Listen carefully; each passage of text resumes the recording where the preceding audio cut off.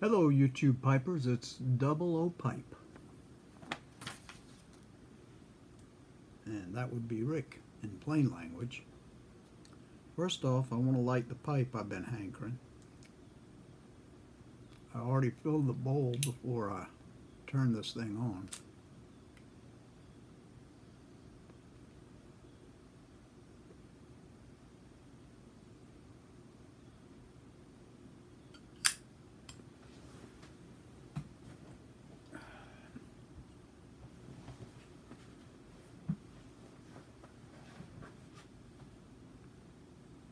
Maybe I should have lit it before I turned it on.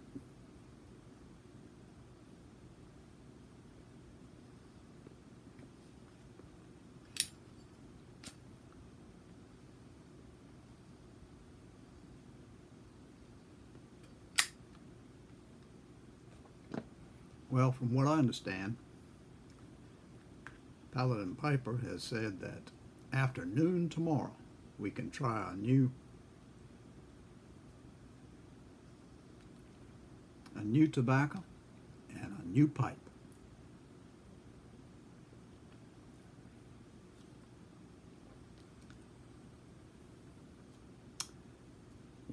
My old one, or the one I've been using, is my Savinelli Bing's Favorite.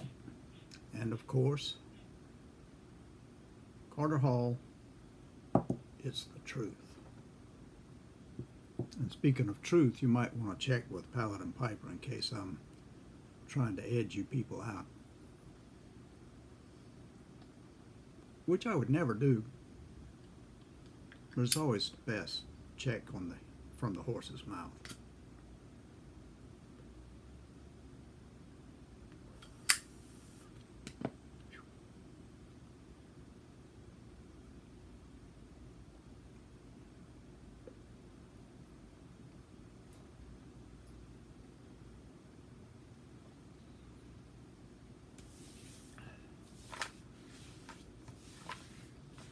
The day here is overcast and dreary. Temperature's about 78.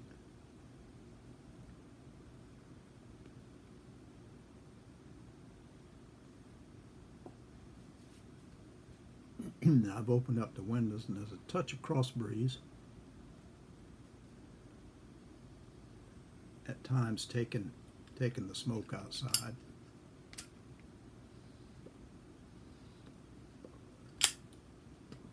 Said I'm gonna have to go back and review those. I thought I heard Hunter. Review those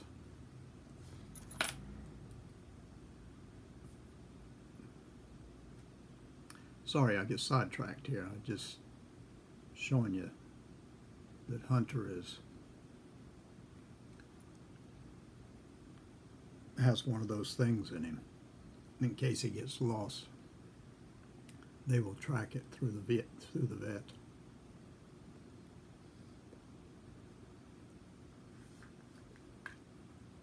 Anyway,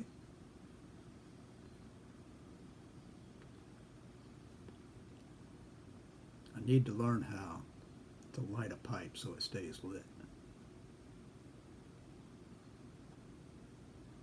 Maybe I have it now.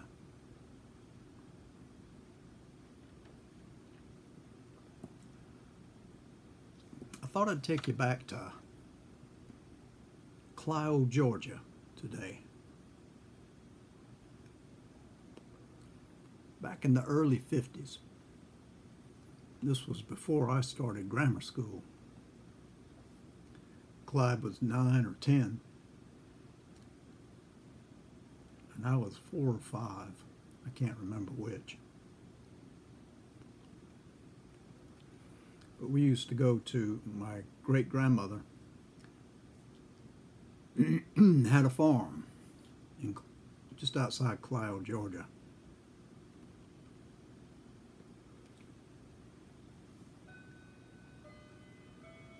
And we used to visit occasionally in the summer, that far back. I know we always went at Christmas.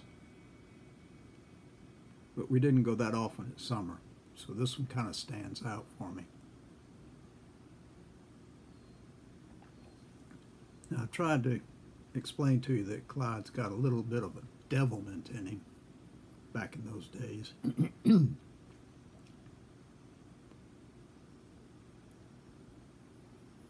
But it was okay. It was okay. Anyway, this particular day, it was right after breakfast. Well, it wasn't right after breakfast. It was a little while after breakfast. And Clyde said he was taking off. He was going down the road. But it was right after breakfast. Now I remember. It was right after breakfast. Excuse me. I'm getting lost. I'm getting old. My memory just ain't as good as it used to be. But we were at the breakfast table, which was a huge spread. Of course, now I was small. I know there was a lot of food on the table, and I thought the table was big, but it may not have been since I was just a little shaver. But we were eating breakfast, and Clyde said that was when Clyde said he was going down the road. Granddaddy at the end of the table said, "Clyde, I don't want you going into the watermelon field and busting up a watermelon. Don't do that, because got a couple of weeks and they'll be really ripe, and I'll be able to get a quarter apiece for them, and I don't need them broken up in the field." Don't know why he told Clyde that, but Clyde said, "Yes, sir. I hear you. Yes, sir." And as I got up, my mother said, "Now you listen to your granddad, and don't you two do anything like that." And I said, "No, ma'am, we won't do that."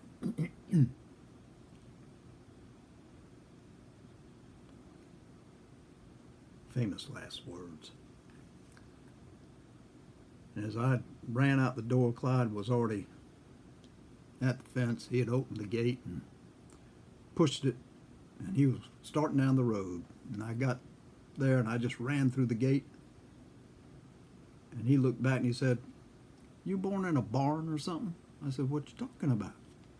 He said, the last person through the gate always closes the gate." I said, "Oh, okay." He said, "See those chickens? They're going to get out of the yard, and your grandmama's going to hate you." I said, all right, I'll get it. So I ran over and grabbed the gate and was shutting it, and that chicken was making it toward the gate, and I was trying to close it as quick as I could, and that chicken was just moving. He was almost at the gate, and I slammed it against the post over there and ran the rod or the board through it to hold it in place. And that chicken looked at me, and Clyde said, "You shouldn't have done that to that chicken." I said, "What are you talking about?" He said, "That chicken's going to remember you." I said, "That chicken had his sight on a patch of grass over there and knew he was going to get him some fresh food. Now you done stopped him from getting over there." I said, "He's a chicken. What can you do to me?" He said, "Think about it, Ricky." Or Neff. He always called me Neff. "Think about it, Neff.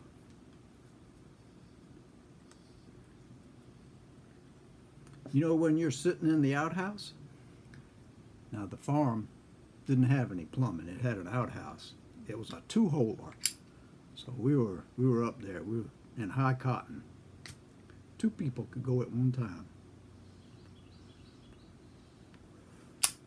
He said, "You know when you're sitting out there all by yourself and you're reading the Sears catalog while you sit there?" I said, "Yeah." He said, "You know what all that clucking is around there?" I said, "Yeah." He said, "Remember, you closed the gate on that chicken. That chicken's going to remember that." And he smiled, and that twinkle that I always saw in his eye brightened up. I said, "Oh, you're just putting me on." He said, "Oh, yeah, I'm just putting you on. Yep. Just remember that next time you're out there when you got to go." I said, I don't want to think about that. So where are we going? To the branch? I asked him.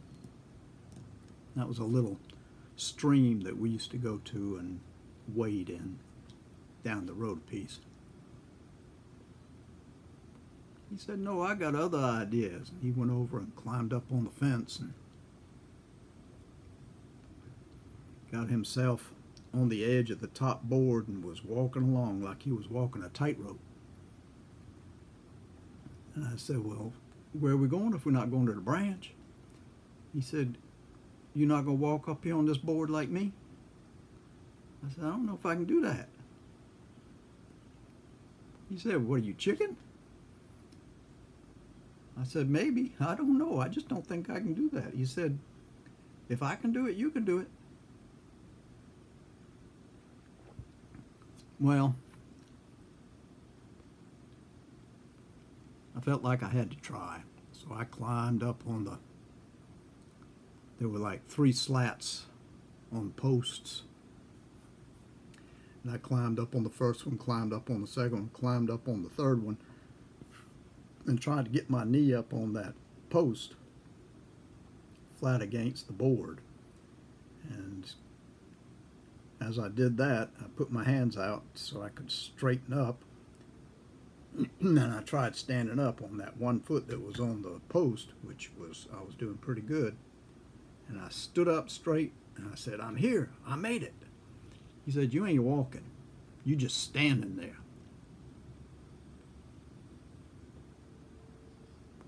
I said, I don't know if I can walk. So all you do is put one foot in front of the other. What's the matter with you? And I looked down at the ground, and the fence was higher than I was, taller than I was. And there I was, standing on top of this thin board. It was just a 2x4. Not even, I don't think it was even a 2x4. It was about an inch maybe I'd be walking on.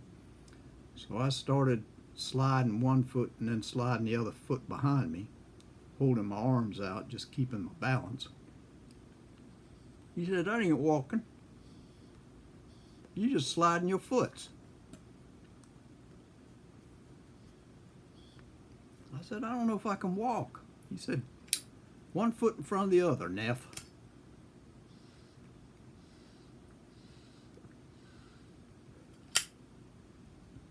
So I, balancing myself the best I could, and pulled that foot around and put it in front of me, and then stood and balanced and put the other foot in front of me, and I said, I'm doing it. I'm doing it, Clyde. He said, yeah, come on now. He was about 4 posts down from me. He said, I'll wait right here for you. So I was watching the board and balancing myself and walking along as best I could. I wasn't doing too bad. Got to the post. I said, I made it to the post, Clyde. He said, well, you ain't made it here yet. So I said, all right, give me a minute. So I did the same thing. Walked along that board. Got to the post, said, I'm here. He said, still got 2 more to go, Neff.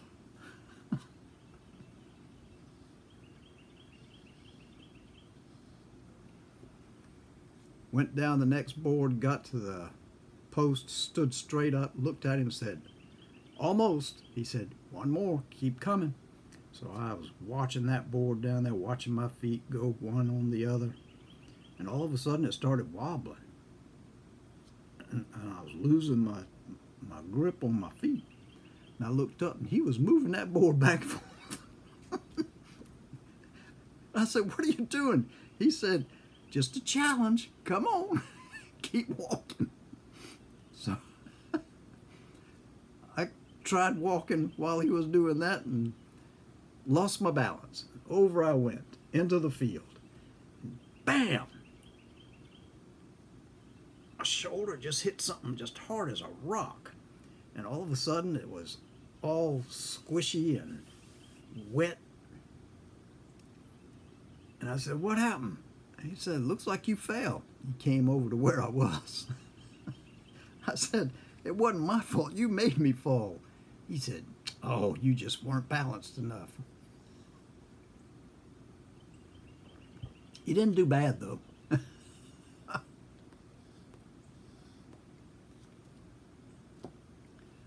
And I looked around. I had fallen on a watermelon. And that watermelon had broken apart, and there was all that red, juicy inside just all over the place. And he reached his hand in and ripped out the middle of it.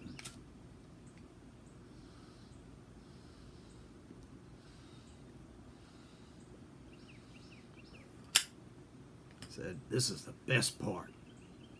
I'm glad you bust up that watermelon like that." I said, "I didn't do it on purpose." He said, "Doesn't matter, you still did it."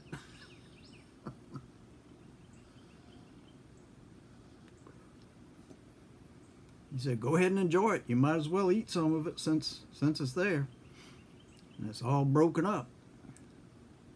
So I started eating on that watermelon, and he started eating on that watermelon until it was just rind all over the place, all broken up.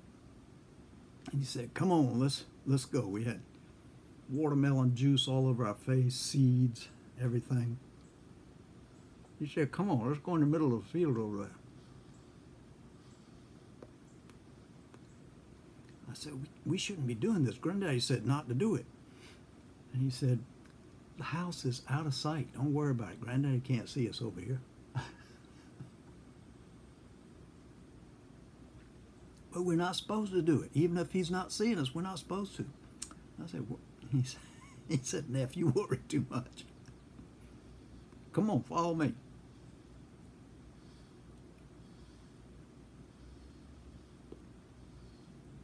We walked way into the field, way away from the house, until Clyde saw something up there, and he said, "Come on, I see one. I see a good one."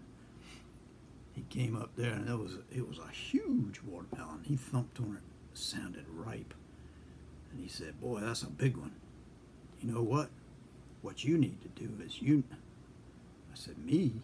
He said, "Yeah." He said, "You need to reach into one of these things and just tear out the heart of the watermelon and see what I mean."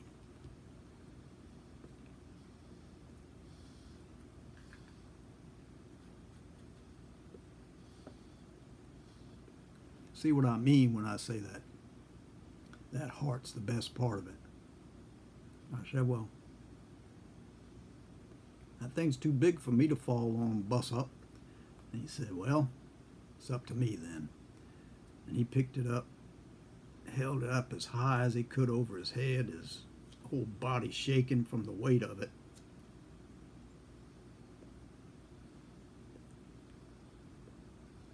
And he said, "Get out of the way, Neff." So I moved back, and he threw it on the ground, and blooey, that thing just broke open all over the place. Beautiful red interior. He said, "Now you reach in there and get the heart of that thing, just right in the middle." And as I reached in, there was enough in there for him too. So he reached in, and we just ate another watermelon. We had juice all over our face, seeds all over us, dirt from the field all over the... we were a mess. So he said, "Come on, let's go to the branch and wash all this off." No, he didn't. He didn't. I remember now. I turned around to see, or ask him what we could do to get all this, to cover up this evidence of what we had done. And he wasn't there. He was halfway to the fence already. So I lit out after him. I said, "Why you leave me there?" He said, "I don't see you there. I see you right behind me." And he slipped through the fence, and I slipped through the fence, and he said, "Now let's go to the branch and wash this stuff off." I said, "What about..." Excuse me. "What about these 2 watermelons that we left broken up? Shouldn't we hide them?" He said, Granddad will probably think one of the pigs did it." I said, "You think so?" He said, "I'm not going to worry about it now, are you?" Thinking to myself, yeah, I'm going to worry about it. Anyway, we went to the branch and took our shoes off and waded in the stream and washed our faces off, and got the stickiness off of us and the seeds. While we were wading in that stream, we heard the dinner bell. So we picked up our shoes and ran back to the house.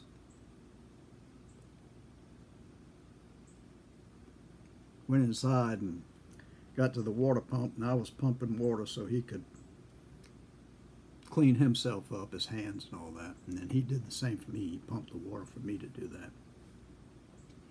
Then we went in and sat at the table for lunch. Another big spread. And I got ham and big old biscuit. Put the ham on the biscuit and got me some syrup and poured it over there. All this stuff was made on the farm. This was all, nothing store-bought in this house. Syrup all over it, and then some heavy cream, poured that over the top of it. And I was eating away, and I looked up. Granddaddy was looking at me. He wasn't eating, he was just looking at me. Then he looked over at Clyde, then he looked back at me. And I put my head down and I was cutting up my ham and biscuit, shoveling it in my mouth, trying not to look guilty, and looked up again. He's just staring at me, just staring at me. So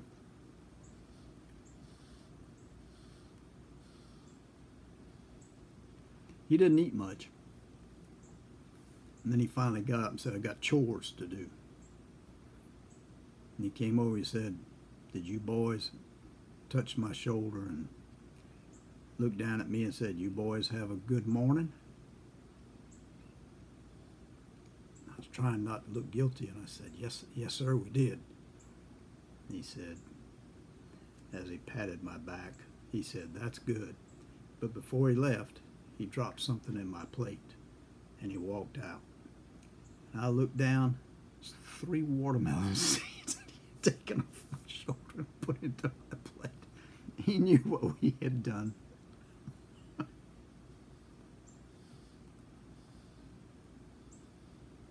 I guess he figured there wasn't anything he could do about it then because it had already been done. But I sure felt guilty.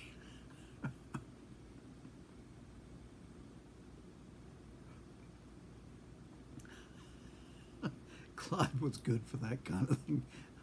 It was always getting me in trouble. But that wasn't really any trouble, I guess, because Granddaddy was too good a man to take it out on 2 little children. Yep, Clio, Georgia.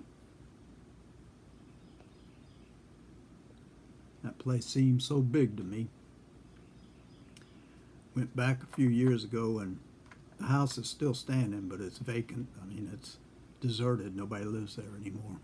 And it was so small, so small.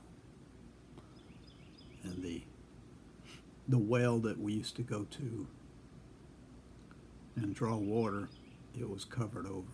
And the barn we used to play in and drop dirt balls on chickens' heads whenever we had dropped the corn down for them to come feed. We'd make mud balls and harden them in the sun, and we'd drop them down on the chickens. We were rotten kids.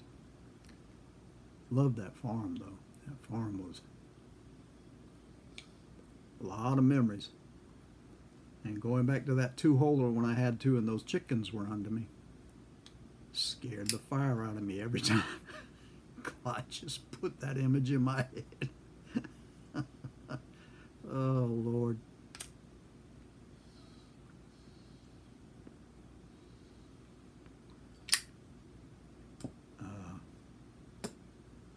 So much for memories of childhood. That was back when we were innocent, or at least thought we were. Not so innocent whenever we disobey a order from Granddaddy. Well, we got one more day, 12 o'clock tomorrow.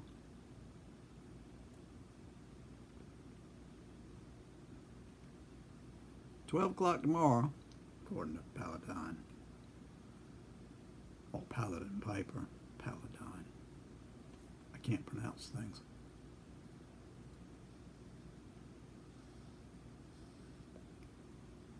I guess he's half pipe will travel. But anyway, check with him to make sure that I'm right about that, because I don't want anybody to be tossed out of it at the last minute.